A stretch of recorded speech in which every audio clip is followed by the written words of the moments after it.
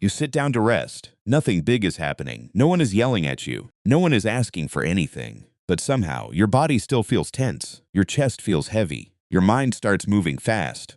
And a quiet voice inside you says, you should be doing something. So you pick up your phone. Or you open your laptop again. Or you start cleaning something that did not need to be cleaned.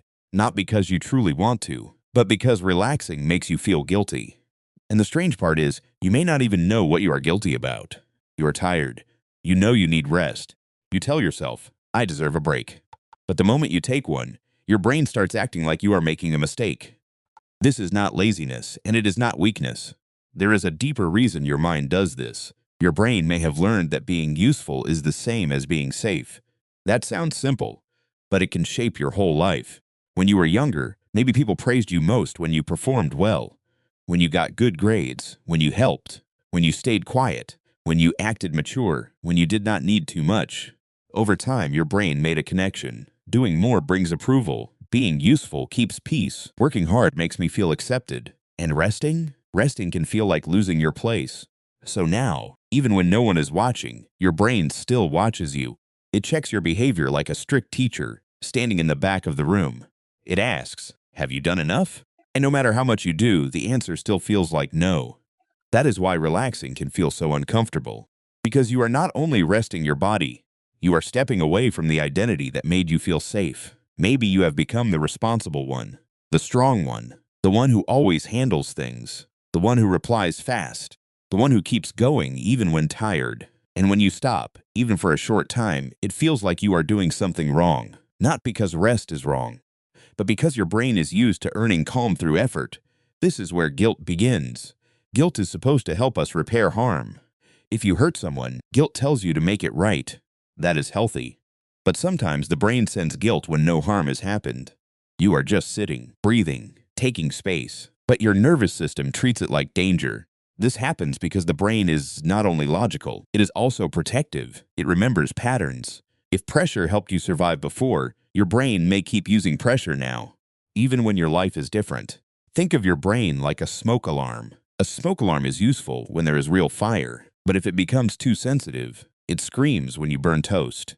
Your guilt works the same way. It is trying to protect you, but sometimes it reacts to rest like rest is a threat. You sit down and the alarm says, danger. Not because danger is real, but because stillness feels unfamiliar.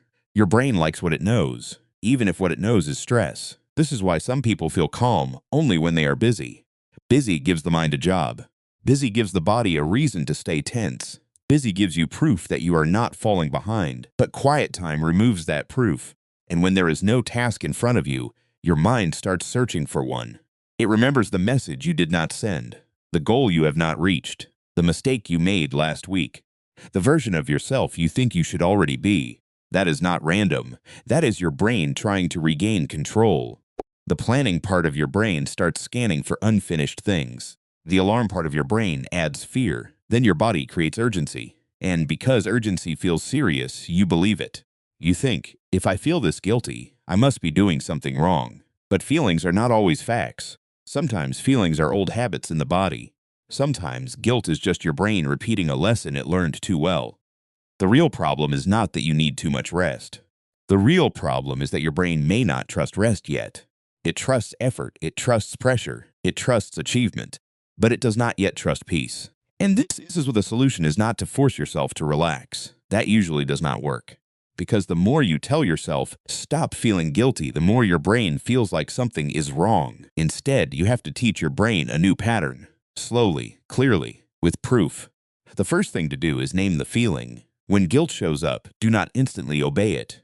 Do not jump up and start working just to make it go away. Pause and say, this is productivity guilt, or say, this is my old alarm system. This small sentence matters. When you name a feeling, your brain gets a little space from it.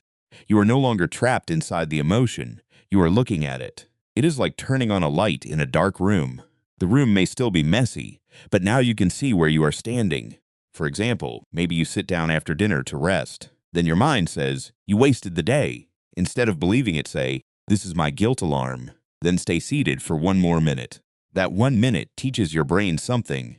It teaches your brain that guilt can be present and you do not have to obey it. The second thing is to give rest a purpose. Your brain may reject rest because it sees rest as empty time, and empty time feels like wasted time. So change the meaning. Tell yourself, this is recovery time, not escape, not laziness. Recovery. Your attention is not unlimited. Your patience is not unlimited. Your emotional strength is not unlimited. When you never rest, your brain becomes more reactive. Small problems feel bigger. Simple choices feel harder. People's words hurt more. Your self-talk becomes colder. So rest is not doing nothing. Rest is your brain repairing its ability to handle life. For example, if you close your laptop at night and guilt comes up, say, I am helping tomorrow's mind. That sounds simple, but it gives your brain a reason to accept the break.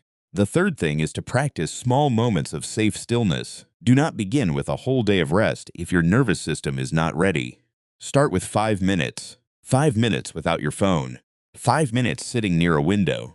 5 minutes walking slowly without trying to be productive. This works because the brain learns through experience, not just through thoughts. If you rest for 5 minutes and nothing bad happens, your brain receives new evidence. It learns, I stopped and I was still okay. At first, the guilt may still be there. That does not mean you failed. It means your brain is still checking if rest is safe. Stay gentle. You are not fighting your brain. You are training it. The fourth thing is to separate your worth from your usefulness. This is the hardest part for many people, because deep down, you may not fear rest. You may fear who you are when you are not needed. If you are always helping, always working, always available, then you never have to face the question, am I enough when I am just here? That question can feel painful, but it is important, because you are not a machine. You are not only valuable when you produce, you are not only lovable when you are useful. Your brain may not believe that yet, so do not force a big statement. Use a small one. Say, I can be a person before I am a performer. Say it when you reply a little slower. Say it when you take a quiet morning. Say it when you rest without explaining yourself. Over time, repeated actions change the story your brain has about you. The brain builds identity from repeated evidence. If you keep acting like your body matters, your mind slowly begins to believe it. The fifth thing is to end rest without punishment. This is very important.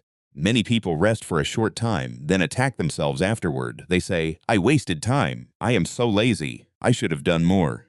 When you do this, your brain learns that rest ends in shame. So next time, it will resist rest even more. Instead, close your rest with one calm sentence. Ask, what did this give me? Maybe it gave you a clearer mind. Maybe it made your body less tense. Maybe it stopped you from reacting badly to someone. Maybe it helped you feel human again. Notice that, because the brain repeats what it sees as useful. If you show your brain that rest has value, it becomes less afraid of it.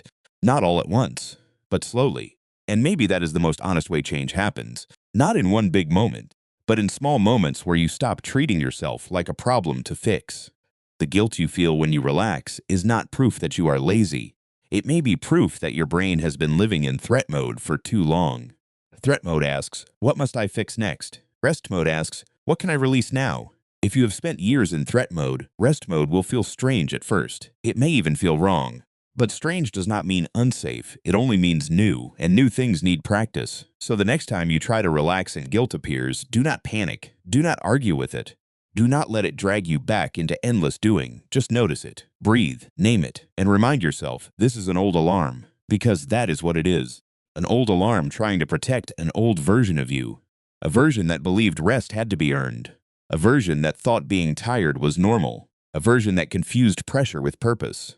But you are allowed to learn something different now. You are allowed to recover before you break.